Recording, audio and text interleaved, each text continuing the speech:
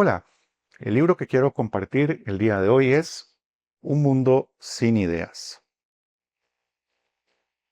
La amenaza de las grandes empresas tecnológicas a nuestra identidad de Franklin Foer. Franklin Foer es corresponsal de The Atlantic y fue editor durante varios años de New Republic, la icónica revista estadounidense. Este libro se publicó originalmente en el año 2017 y lo tradujeron al español la editorial Paidós ese mismo año. Trata del impacto de las plataformas digitales, sobre todo de las Big Tech, eh, en distintos ámbitos de la vida y de la cultura. Y las porciones que quiero leerles son del capítulo que tratan sobre el impacto específicamente en el periodismo.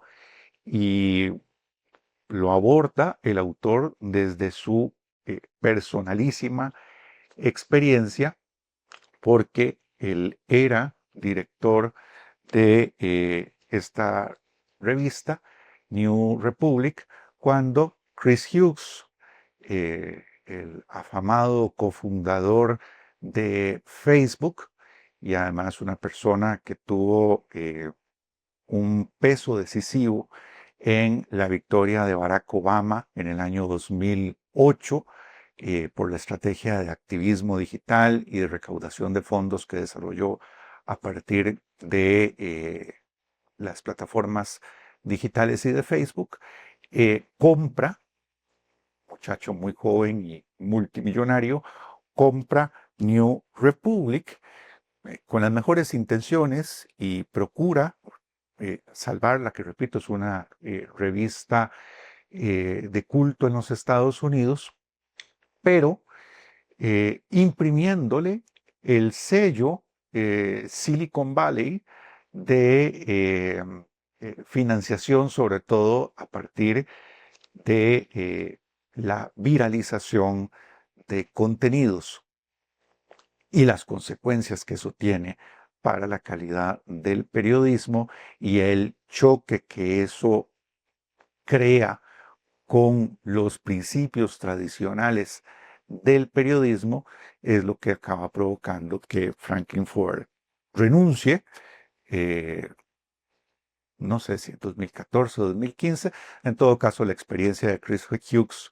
al frente o como dueño de New Republic fue también frustrada, fue fracasada. En 2016 entiendo que se deshizo de la revista y reconoció los errores cometidos. Pero sin ir más allá voy al texto porque son varias porciones que quiero leerles. El desafío que les plantea Chris Hughes cuando compra New Republic es dejar de ser una revista que solo leen poquitos grupos pequeños de personas para convertirse en algo masivo. El incremento del tráfico requería una nueva mentalidad. A diferencia de la televisión, el etos del periodismo impreso rehuía la búsqueda estratégica de público como una empresa sucia y un tanto corruptora.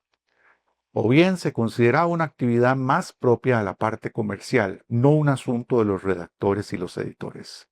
New Republic profesaba una versión extrema de esta creencia. Había nacido como una revista de élite, una invención de los intelectuales de la era progresista que confiaban en elevar los estándares culturales y políticos del país. Con el transcurso de las décadas se convirtió en una suerte de revista de culto que atendía a un pequeño grupo deseoso de leer artículos solventes sobre política y reflexiones intelectuales sobre libros. Esta mezcla nunca funcionó para el gran público. Durante la mayor parte de su larga historia, los lectores de New Republic no habrían llenado el estadio de fútbol de la Universidad de Mississippi. De repente necesitábamos desarrollar nuestro sitio web para llegar a millones de lectores. Necesitábamos deshacernos de nuestro elitismo y encontrarnos con las masas allí donde éstas habitaban. Este es el reto que les plantea el nuevo dueño. Un público más numeroso estaba claramente al alcance, Tal era la lección que el periodismo estaba absorbiendo. Incluso cabía reducir la lección a una ecuación matemática. Jonah Peretti, el fundador de BuzzFeed, y el William Randolph Hearst de nuestra era, incluso recurre a una ecuación inspirada en la epidemiología para desarrollar su estrategia y su método de viralización.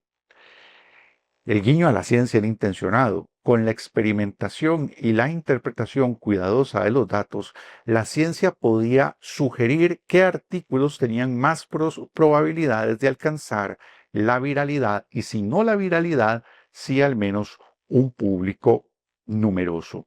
La emergente ciencia del tráfico era en realidad una rama de la psicología conductual. La gente hacía clic a tal velocidad que no siempre entendía completamente por qué se inclinaba por un contenido en lugar de otro. Actuaba movida por sesgos cognitivos, fuerzas irracionales, decisiones tomadas en un estado semiconsciente. Por consiguiente, al tentar al lector podía implicar una pequeña manipulación, una persuasión oculta. Chris Hughes había aprendido la ciencia de la viralidad en un sitio web llamado Upworthy. Había puesto dinero para contribuir a lanzar Upworthy y convertirlo en un éxito de Internet. Uno de los artículos más aduladores lo describía como la nueva empresa mediática de más rápido crecimiento de todos los tiempos. Upworthy no reproducía muchas cosas originales. Pescaba videos y gráficos de la red, normalmente poco conocidos, y luego les ponía titulares que los volvían atractivos. Upworthy diseñaba titulares para hacer que los lectores sintieran un hambre casi primitiva de información justo fuera de su alcance.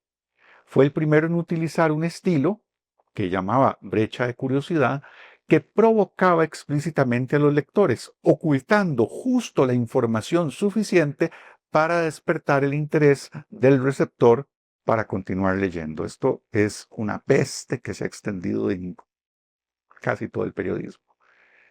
Un ejemplo clásico: 9 de cada 10 estadounidenses están completamente equivocados sobre este dato alucinante. Ese es el titular. De más está decir que el titular es una forma antigua del arte periodístico, pero Upworthy y sus legiones de imitadores lo sometieron al rigor positivista. Para cada artículo, esto me parece fascinante, para cada artículo que publicaba Upworthy, escribía 25 titulares diferentes. Y el software le permitía publicar automáticamente los 25 y luego determinar cuál generaba más clics. En función de estos resultados, Upworthy descubría patrones sintácticos que suponían un éxito casi garantizado. Lograba un éxito tremendo cuando utilizaba variantes de la oración "no creerás lo que ocurrió después".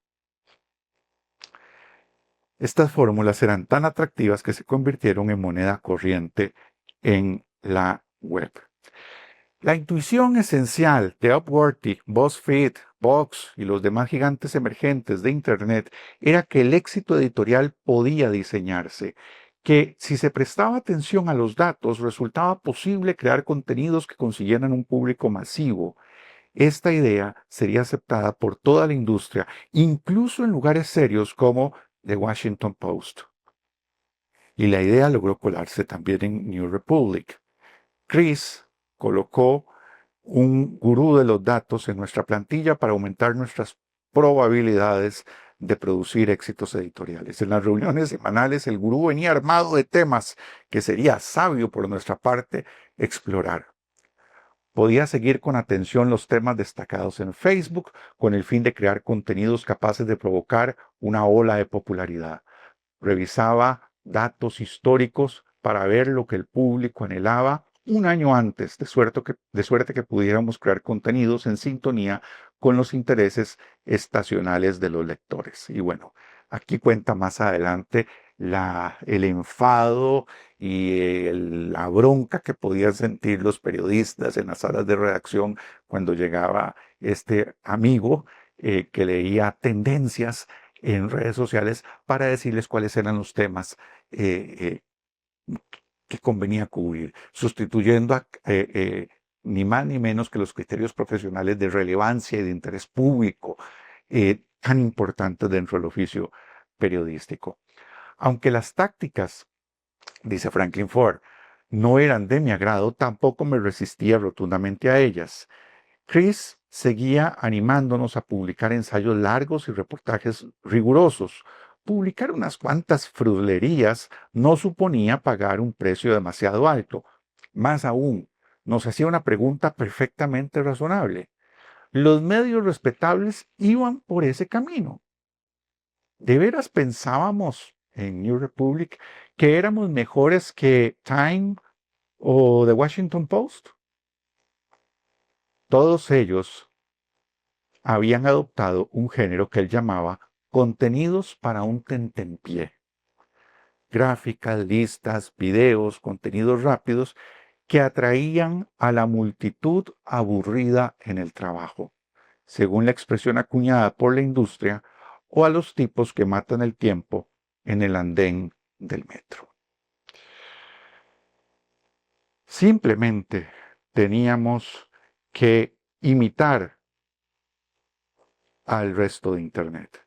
Escribir sobre la misma atrocidad que todos los demás. Abalanzarnos sobre el mismo tema del momento. Nos lloverían los clics si fuéramos capaces de olvidarnos de nosotros mismos y publicáramos los mismos clips de The Daily Show, el programa de Jon Stewart, de parodia, que todos los demás, enmarcados con un titular atractivo y acaso un par de párrafos de análisis para acallar la conciencia. Hasta la próxima.